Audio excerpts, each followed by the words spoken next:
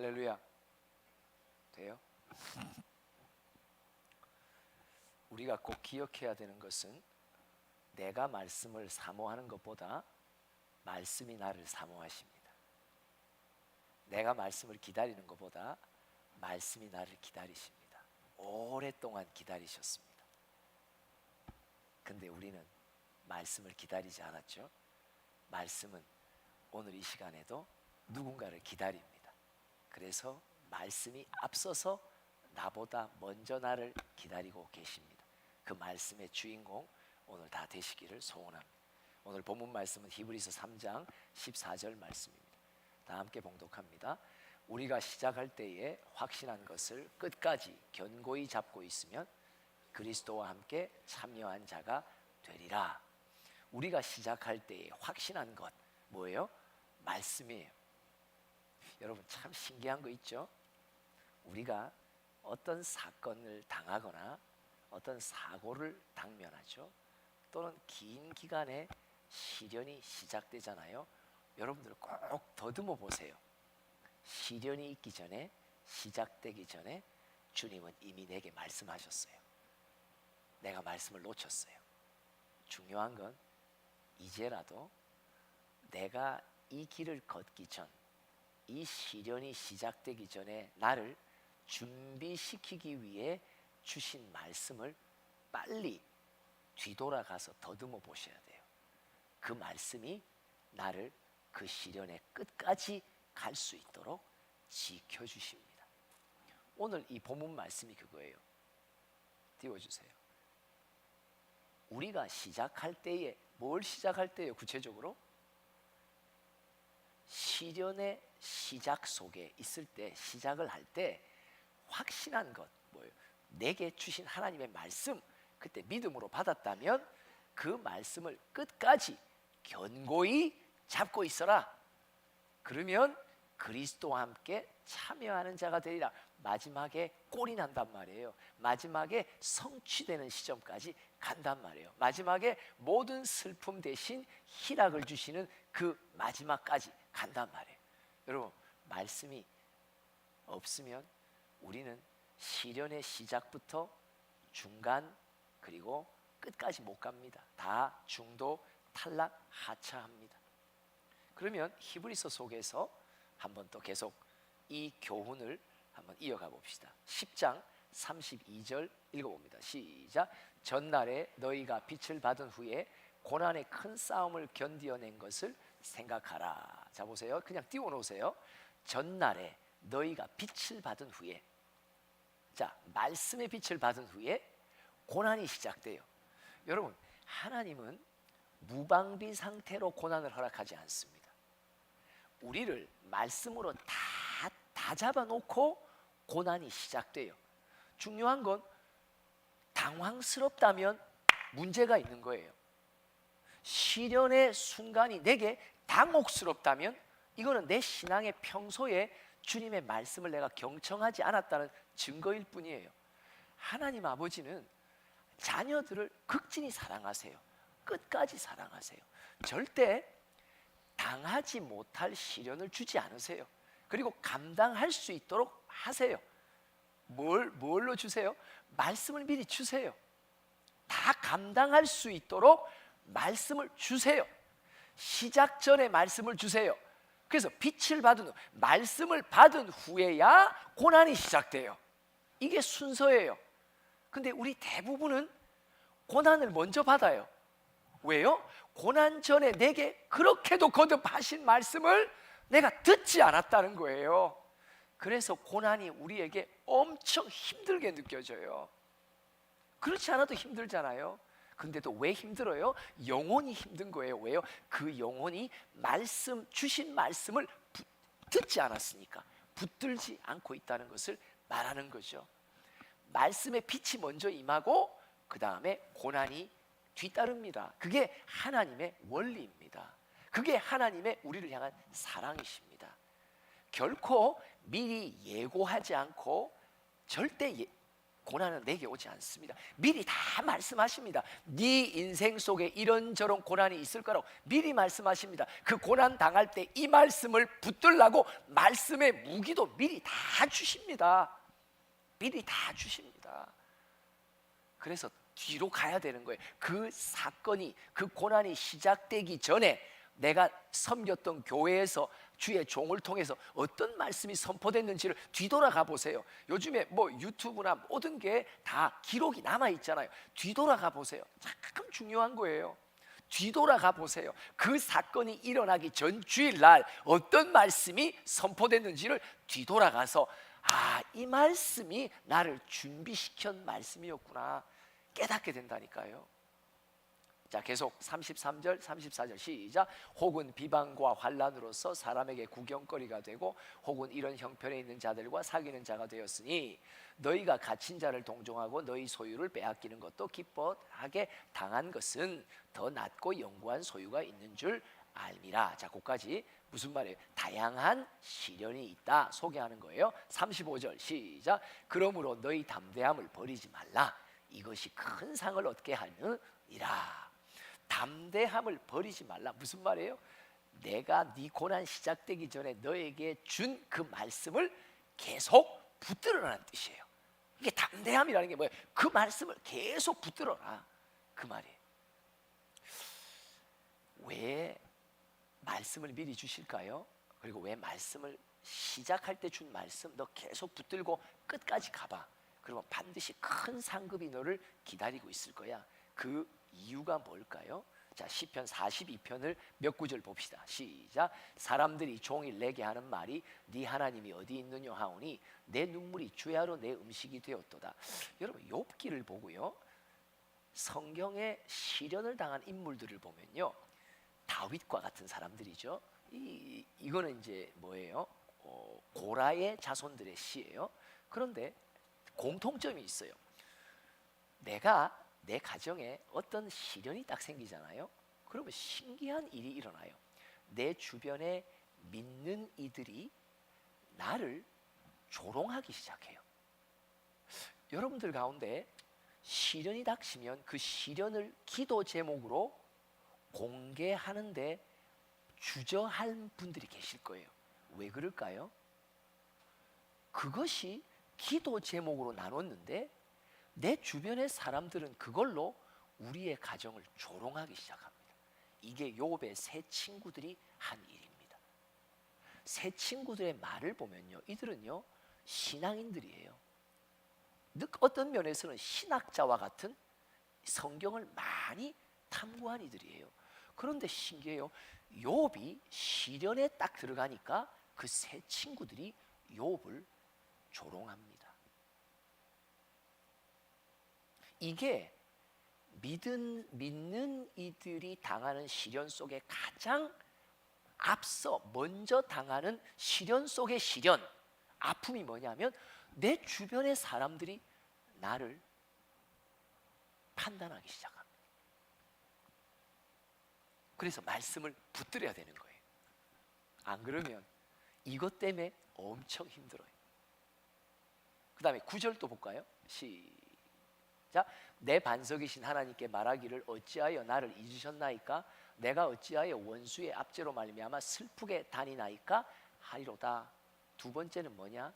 주변 사람이 나를 사람들끼리 모여서 조롱해요. 이 욥의 친구들이 이 말이잖아요. 너 믿음 있는 줄 알았더니 실제로 믿음이 없구나. 너 하나님 앞에 범죄한 게 많은가 봐. 네 가정에 이런 일이 일어나는 거 보니. 이런 말거리들이 실제로 우리의 삶에 시련을 당하면 이런 말들이 교인들 속에서, 동역자들 가운데서 이 말이 나를 향해 꽂힙니다. 아주 비수같이 꽂힙니다. 근데 두 번째는 또 뭐냐면, 시련을 당하면 시련의 기간이 오래되면 오래될수록 내 안에 스스로가 낙담하게 됩니다. 낙심하게 됩니다. 하나님이 나 잊으셨나 봐. 우리 가정 잊으셨나 봐. 이렇게 슬픔 속에 낙심하는 마음이 내게 엄습합니다. 두 가지입니다. 외부에서 나를 조롱하는 말들. 근데 아픈 말이 뭐야? 믿지 않는 이의 조롱이 아니라 나와 함께 신앙생활하는 사람들이 시련 속에 있는 나를 조롱합니다. 야, 진짜 이거 엄청 아픕니다. 엄청나게 아픕니다. 그뿐 아니라 나 자신이 시련의 기간이 오래되면 될수록 내 스스로가 낙담하게 됩니다. 하나님이 나를 버리셨나? 하나님이 나를 잊으셨나? 이렇게 말하게 된단 말이에요. 10절 읽어봅시다. 시작. 이거 잘못됐어요. 10절이 아닌가 봐요. 제가 잘못 드린 수 있어요. 내 영혼아 어찌하여 네 속에서 낭망하느냐? 어찌하여 근심하느냐? 소망을 하나님께 두라고. 끝까지 그분만을 바라보라고. 그분이 너와 함께 하는 것을 너는 보게 될 거라고. 시편 계속 119편 28절을 또 봅니다. 시작. 나의 영혼이 눌림으로 말미암아 녹사오니 주의 말씀대로 나를 세우소서. 야, 진짜 시련 속에 있으면 외부의 조롱과 내 안의 낙심이 막 겹쳐서 이게 시련 자체도 어려운데 시련 속에 있는 내 마음이 외부의 소리와 내 안의 소리 때문에 이게 그냥 막 내 영혼이 어떻게 한다고? 눌린다. 119편에 또 어떤 구절이 있냐? 내가 진토에 내 영혼이 묻힌다고. 진토에 묻힌다고. 또 어떤 구절이 있나? 촛농, 초 있잖아요. 초. 그것이 불에 싹 녹듯이 내 영혼이 촛농이 녹듯이 확 녹아내린다고 말씀하십니다. 그런데 뭐라고 고백해요? 주의 말씀이 이런 내 영혼을 어떻게 한다고? 세워주신다고. 굳세게 해주신다고. 견고케 해주신다고. 근데 29절 거짓 행위를 내게 떠나게 하시고 주의 법을 내게 은혜로이 베푸소서. 여러분, 이 거짓의 영이요 시련 속에 있는 나를 공격하는데 내 외부의 사람들을 통해서 공격하고 내 내면에 연약해진 나의 심령 속에 주님을 향한 원망과 불평과 불신을 갖도록 계속 공격합니다. 이게 거짓의 영의 공격이에요. 이 거짓의 영이 언제 가장 세게 공격하냐? 시련에 딱 들어가면 그때부터 총동원해서 나의 마음을 낙심시킨단 말이에요. 근데 이런 거짓의 영의 낙심과 또 외부의 소리의 조롱에 내가 영혼이 주눅들 때 말씀이 나를 붙들어서 다시 한번 세워주고 다시 한번 세워주고 놀라운 능력으로 나와 함께 해주신다는 것을 말하는 거예요. 여러분, 말씀 없으면요, 말씀 붙들지 않으면요 매일 못 삽니다. 제가 이걸 깨달았습니다. 여러분, 저는요 어떤 걸 한번 경험했냐면요, 자살이라는 게요 생각밖에 쉽게 내게 옵니다. 시련이 깊어지고 깊어지면요 어떤 생각이 드는 줄 아세요? 하나님, 저는 내일 태양이 뜨는 새날을 맞기가 싫습니다. 제가 이거 진짜 엉뚱한 어리석은 소원이죠. 오늘 이 밤에 잠을 몇 번이고 뒤척이는데 그저 1시간이라도 딱 자면 다음 날 안 일어났으면 좋겠습니다. 나는 내 삶에 너무 무거운 무게의 이 시련을 제가 내일 또 질 수 있을지 저는 모르겠습니다. 나는 너무 힘듭니다. 내 영혼은 진토에 박혔습니다. 내 영혼은 촛농이 녹듯이 녹습니다. 내 영혼은 눌려서 지금 내가 다시 소생해 나갈지 나는 알 수가 없습니다. 하나님, 저는 내일을 소망 있게 살 수 없습니다. 내일이라고 하는 그 시간이 내게는 또 다른 저주로 느껴집니다. 또 다른 근심이요, 또 다른 내 영혼을 눌리는 짐으로 밖에는 내게는 받아지지 않습니다. 이렇게까지 시련 속에 말씀이 없으면 절대 못 견딥니다. 그래서 주님이 말씀을 주시는 거예요. 때마다 주시는 거예요. 거짓의 영이 나를 계속 낙심시킵니다. 하나님이 너 잊으셨을 거야. 너 버리셨어.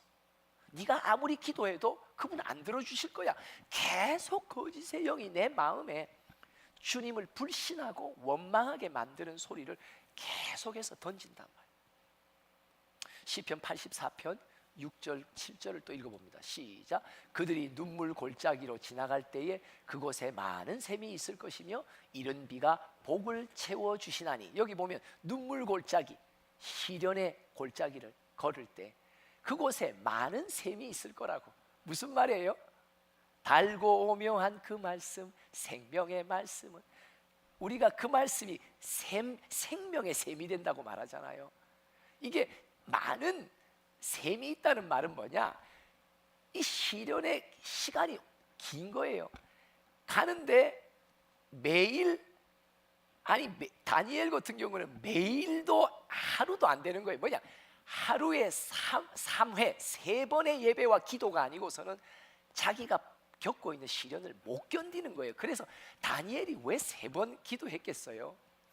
시련의 무게가 무겁다는 것을 말하는 거예요. 여러분, 누가 주님을 찾아갑니까? 내 스스로 견딜 수 없는 시련 속에 있어야지 찾아가는 거예요. 기도는 액세서리가 아니에요. 기도는 내 경건 생활과 믿음이 얼마나 멋있고 우월한가를 나타내 주기 위한 보여주는 게 아니에요. 웬만하면 기도하겠어요, 여러분? 웬만하면 주님 찾아가겠어요? 웬만하면 하루에 3번 찾지 않으면, 그분의 말씀을 듣지 않으면 오늘 하루 8시간을 견딜 수밖에 없는, 여러분, 시련이 깊어지면요 말씀의 유효기간이 그렇게 오래 못 가요. 또 찾아가서 또 말씀 들어야 되고, 또 찾아가서 또 말씀 들어야 되고. 여러분, 시련의 무게는 각자에게 다 달리 주어집니다. 그러나 꼭 기억하세요. 우리 각자에게 감당할 만한 시험만 주신다고 하신 말씀을 믿으세요. 그리고 어떻게 감당하라는 말이냐 할 때 주님이 많은 샘을 준비하고 계신다니까요. 시련이 시작될 때부터 이미 말씀하셨어요. 그걸로 시작하라고. 그리고 걸음이 어려울 때마다, 아슬아슬할 때마다, 내 2발이 흔들거릴 때마다 또 말씀이 와요. 또 말씀이 와요. 또 말씀이 와요. 또 말씀이 와요. 그 말씀의 생명샘을 먹으면서, 붙들면서 겨우 한 걸음 뜁니다. 겨우 한 걸음을 뜁니다. 겨우 한 걸음을 뜁니다. 한 걸음도 내 능과 힘으로 못 뜁니다. 말씀이 아니고서는, 성령의 충전이 아니고서는 한 걸음을 못 뛴다니까요. 그게 시련입니다. 그게 하나님이 허락하신 시련입니다. 계속해서 읽어봅니다. 7절 시작. 그들은 힘을 얻고 더 얻어 나아가 시온에서 하나님 앞에 각기 나타나리이다. 시온에서 하나님을 본다 뭐예요? 종점에 이르렀단 말이에요. 골인했단 말이에요. 그렇죠? 담대함을 버리지 말고 상급을 향해 나아갔단 말이에요. 그들은 힘을 얻고 더 얻어. 무엇으로부터? 말씀으로부터. 말씀으로부터. 주를 앙모하는 자, 주를 앙망하는 자, 새 힘을 얻으리니 앙망하십시오. 붙으십시오. 매달리십시오. 심령이 낙심할 때마다, 연약해질 때마다, 그때가 곧 믿음이 말씀으로 충전될 때임을 기억하십시오. 미루지 마십시오. 시간을 오늘 밤에 가서 하지. 아닙니다. 어느 곳에 있든지 잠시라도 주님 앞에, 그 현장을 떠나서 나와 주님만이 대화할 수 있는 그 어느 공간에 가서 5초라도 10초라도 1분이라도, 하나님, 제가 또 이 소리 듣고 내 심령이, 내 영혼이 녹아나고 있습니다. 나를 도와주세요.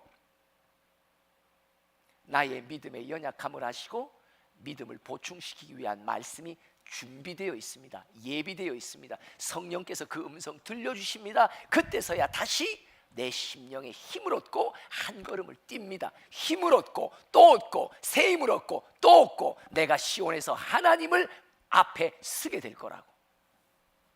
오늘 제목입니다. 시작할 때 받은 말씀. 그러면 끝까지 붙듭시다. 시작. 시작할 때 받은 말씀 끝까지 붙듭시다. 시작할 때 받은 말씀 끝까지 붙듭시다. 시작할 때 받은 말씀 끝까지 붙듭시다. 중요한 게 뭔지 아세요? 시작할 때 받은 말씀을 기억하고 붙들고 시작해야 말씀이 지남철이 되어 또 새 말씀 받고 또 힘을 얻고, 새 말씀 받고 또 힘을 얻고, 말씀의 근거가, 말씀의 기초가 시작할 때 있어야 돼요. 안 그러면요, 여러분들, 말씀이 안 붙어요. 또 붙어야 돼. 한 말씀 시작할 때 말씀을 받았기에 그 말씀이 지남철이 돼요. 나의 걸음걸음 눈물의 골짜기마다 걸을 때 생명샘의 말씀이 또 내게 붙어, 또 내게 붙어, 또 내게 붙어. 그래서 끝까지 갈 수 있는 거예요. 시작할 때 받은 말씀 끝까지 붙읍시다. 3창 시작. 끝까지 붙읍시다. 시작할 때 받은 말씀 끝까지 붙읍시다. 시작할 때 받은 말씀 끝까지 붙읍시다. 히브리서 10장으로 다시 돌아옵니다. 36절 한번 먼저 읽어봅니다. 시작. 너희에게 인내가 필요하면 너희가 하나님의 뜻을 행한 후에 약속하신 것을 받기 위함이라. 약속하신 것을 받기 위함이라. 여러분, 하나님이 무엇을 약속하셨는지 우리는 잘 모릅니다. 시련 속에 있으면요, 그냥 오늘 하루 버티고 견디게 하시네. 은혜 아니면, 오늘 그 찬양 좀 바꿔주세요. 은혜 아니면 살아갈 수가 없네. 버티고 견디게 하신다.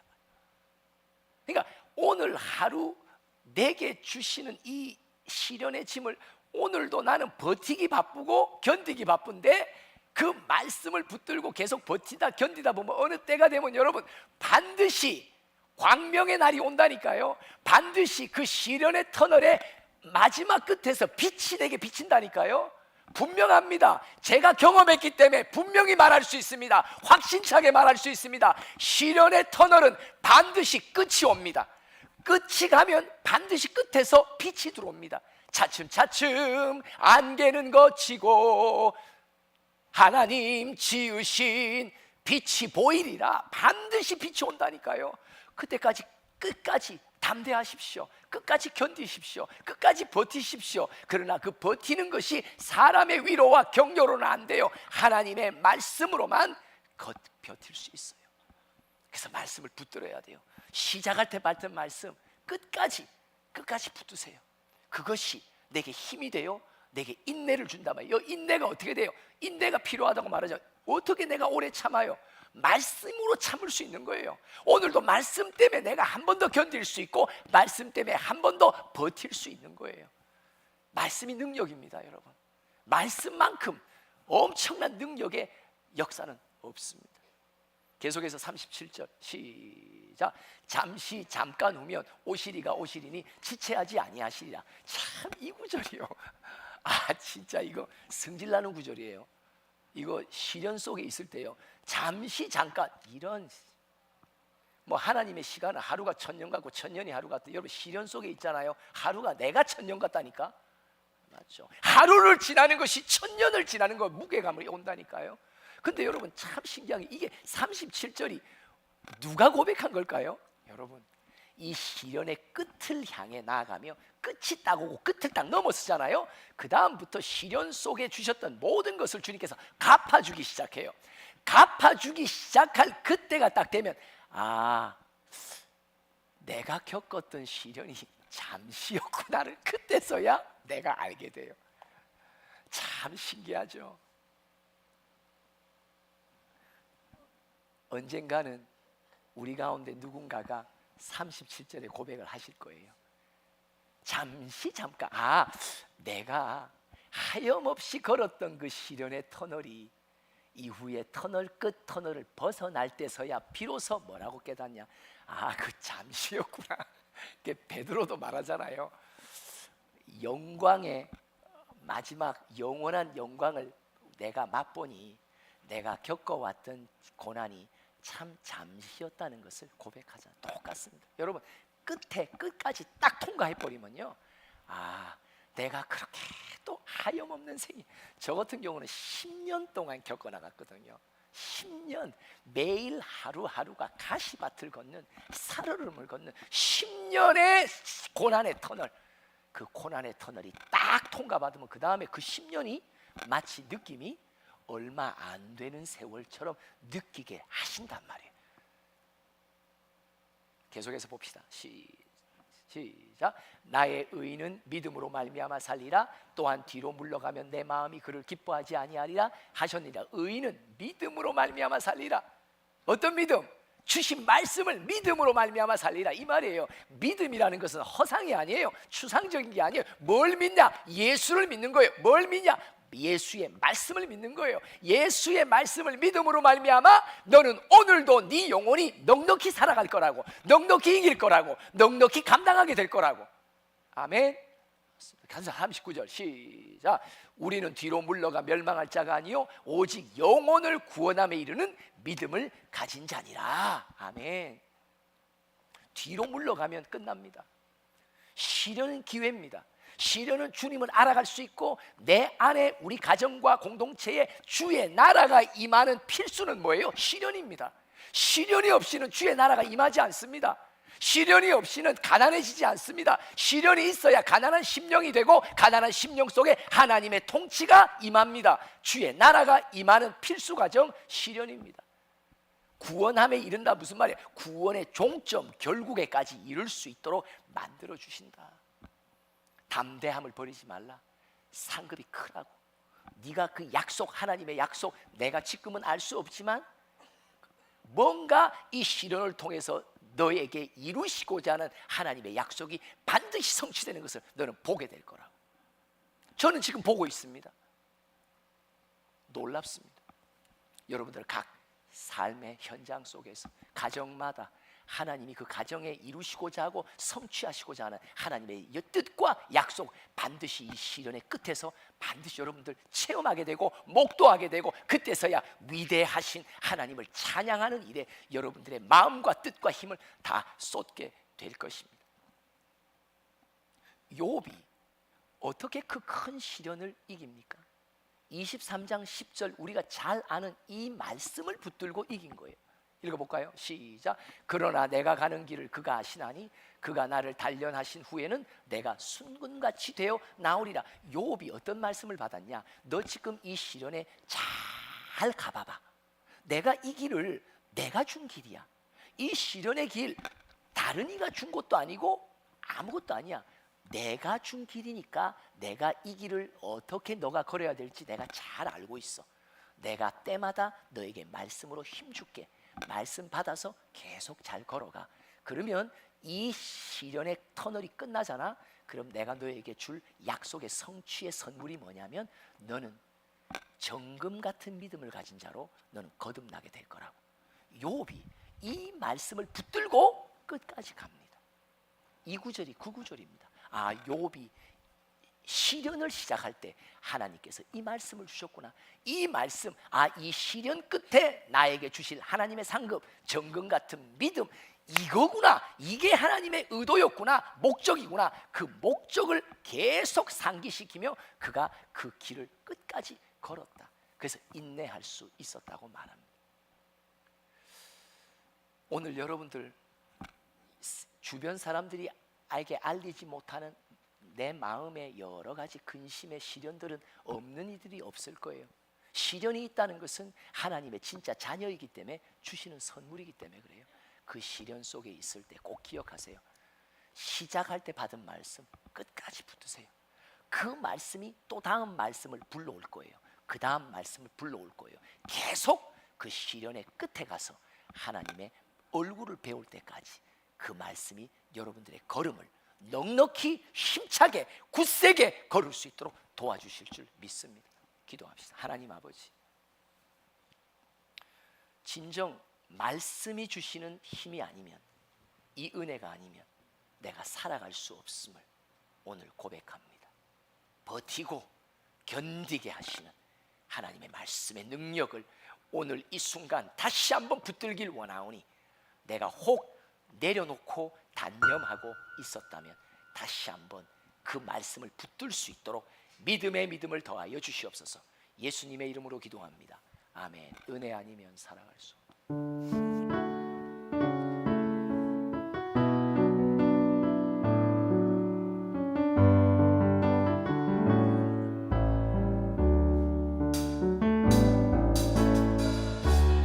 은혜 아니면 살아갈 수가 없네. 호흡마저도 다 주의 것이니 세상 평안과 위로 내게 없어도 예수, 오직 예수뿐이네.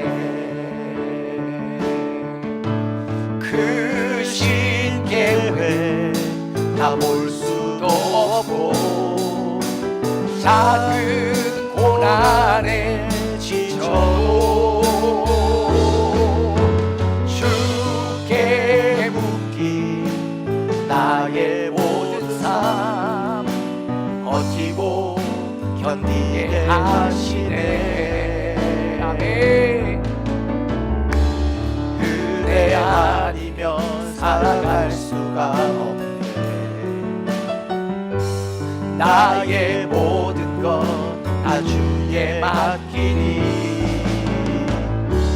참된 평안과 위로 내게 주신 주 예수 오직 예수뿐 그 신계회 그 신계회 가볼 수도 없고 작은 고난에 지쳐도 주께 묻기 나의 모든 삶 버티고 견디게 하시네. 은혜 아니면 살아갈 수 없네. 은혜 아니면 살아갈 수가 없네. 나의 모든 것 다 주께 맡기니 참된 평안과 위로 내게 주신 주 예수 오직 예수뿐이네. 말씀을 붙들게 해달라고 주여 삼창하며 기도합니다. 주여 주여